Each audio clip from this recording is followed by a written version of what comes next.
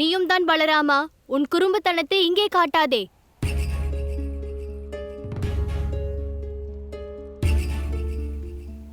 இன்று கிருஷ்ணரை பற்றிய உண்மை தெரியாத வரையில் யாருக்கும் எதுவும் கிடைக்காது. இங்கேயே அமர்ந்திருங்கள்.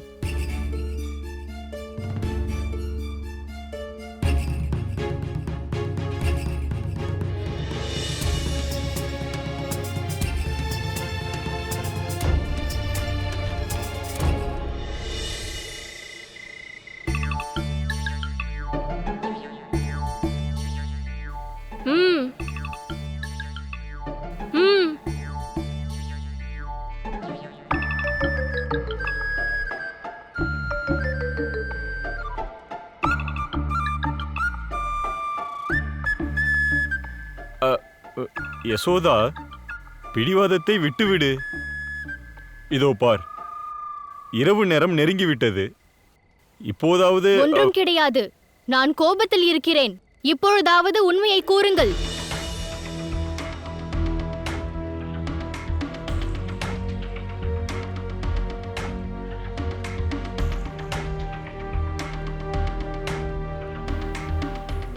என்னிடம் கூறுங்கள். ஒரு சிறிய பாலகனால் எப்படி இவ்வளவு செய்ய முடிகிறது? என்னிடம் நீங்கள் கூறாத வரையில் நான் எங்கும் செல்ல மாட்டேன். உங்களையும் செல்ல விட மாட்டேன்.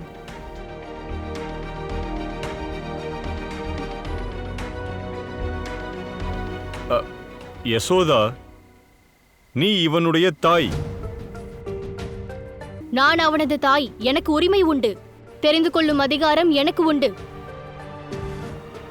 உண்மையை என் கண்ணால் நான் தெரிந்து கொள்ள வேண்டும். அதுவரையில் எதுவும் செய்ய மாட்டேன்.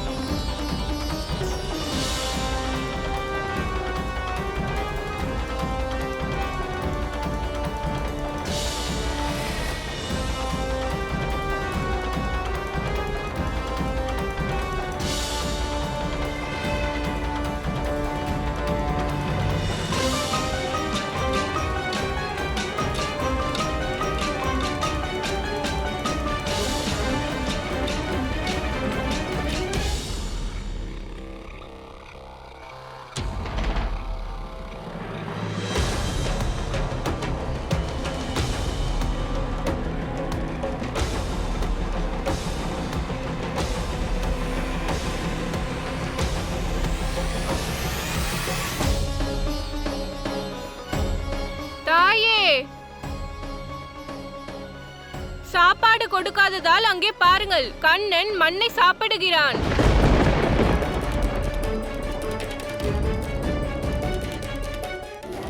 கிருஷ்ணா, கிருஷ்ணா, நீ என்ன செய்கிறாய்? விடு, மண்ணை எடுக்காதே. கிருஷ்ணா, ஏன் இவ்வாறு செய்தாய்? ஒன்றுமே செய்யவில்லையே. மண்ணை ஊன்றிவிட்டு எதையும் செய்யவில்லை என்கிறாயே? இல்லை தாயே.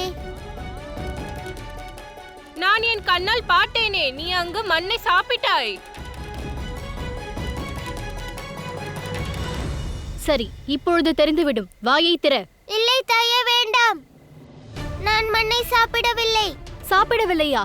அப்பொழுது நிரூபித்து காட்டு. காட்டு. திறந்து காட்டு கிருஷ்ணா.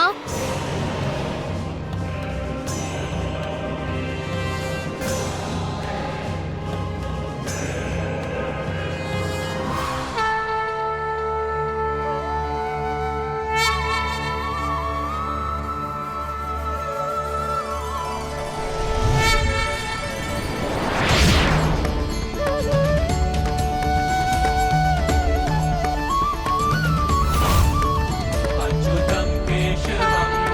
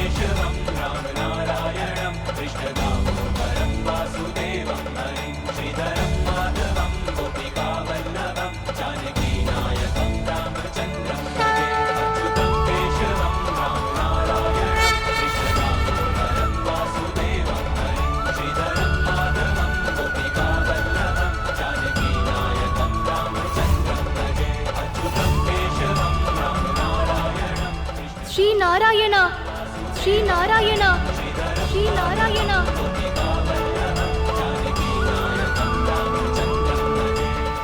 யசோதா அம்மா உங்கள் சத்தியத்தை பார்க்க விரும்பினாள். ஆனால் நீங்களோ எதையும் சொல்லாமல் அவளுக்கு சிருஷ்டியின் பரம சத்தியத்தையே காட்டிவிட்டீர்கள். அம்மாவின் கட்டளை என்று வந்துவிட்டார். அதன் பிறகு கிருஷ்ணன் அதை மறுக்க முடியுமா? ஆனால் இந்த லீலையால் இந்த உலகம் ஒன்றை அறிந்து கொள்ளும். சிருஷ்டியின் ஒவ்வொரு தத்துவங்களும் உங்களில் ஐக்கியமாகி உள்ளது, உங்களோடு சம்பந்தப்பட்டது.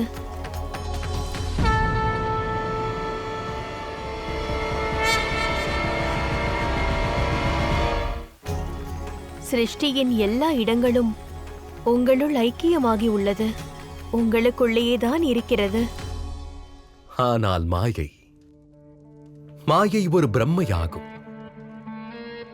அனைவரையும் இயற்கையின் உண்மையான ரூபத்திலிருந்து விடுவித்து விடுகிறது.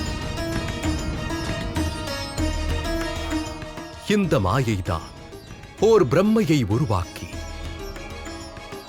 சத்தியத்திலிருந்து விலக்கி வைக்கிறது, ஞானத்தை அஞ்ஞானமாக மாற்றிவிடுகிறது. அதாவது இந்த லீலையால் இந்த உலகத்திற்கு இதைத்தானே சொல்ல வருகிறீர்கள்? இந்த உலகத்தில் நெருக்கமான உறவாக இருந்தாலும் சில நேரங்களில் மாயையின் வலையில் சிக்கிவிடுகிறார்கள். ஆம் தேவி. காரணம் சத்தியத்தின் சூரியன். மோகம் மற்றும் மாயை முழுமையாக விலகினால்தான் பின்பு பிரகாசமான ஒளியை தரும். மாயையை விட்டு விலகி இருந்தால்தான் ஈஸ்வரனை புரிந்து கொள்ள இயலும், சத்தியத்தையும் அடைய முடியும். ஆனால் நாராயணா, இவர்கள் உங்கள் அம்மாதானே? இவர்களுக்கு என்ன மாயை? தேவி, இவர்கள் மாயையில் அல்ல, மோகத்தில் சிக்கியுள்ளார்கள். தன் குழந்தையின் தாய்ப்பாசம் மோகத்தின் வலையில் இருக்கிறார்கள்.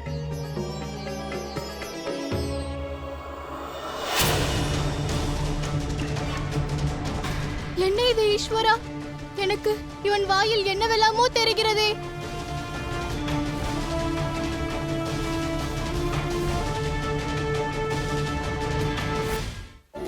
அவ்வாறு என்ன ஆயிற்று யசோதா?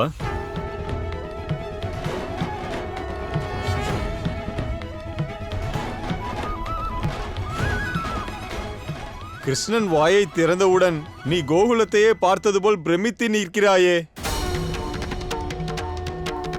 அது கோகுலம் அல்ல, நான் பிரபஞ்சத்தையே பார்த்தேன்.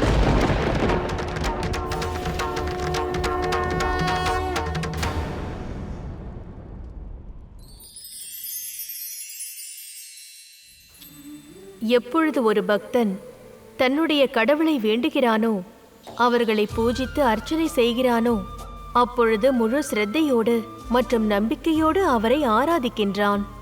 ஒருவேளை பக்தனின் மனதில் பக்திக்கு பதிலாக பயம் மற்றும் வியாபாரம் குடிகொண்டு விட்டால் அது பூஜை என்று ஆகிவிடாது. காரணம், கடவுள் உணர்வு பசிக்காகத்தான் அலைவார், மோகத்திற்கு அல்ல. அதனால் எப்பொழுதெல்லாம் நீங்கள் கடவுளை வேண்டுகிறீர்களோ அப்பொழுது பேராசையோடு கும்பிட வேண்டாம், அன்பு பக்தியோடு கும்பிடுங்கள். இந்த அன்பின் மார்க்கம்தான் உங்களுக்கு உண்மையில் ஆனந்தத்தின் வைகுண்டத்தையே கொடுக்கும்.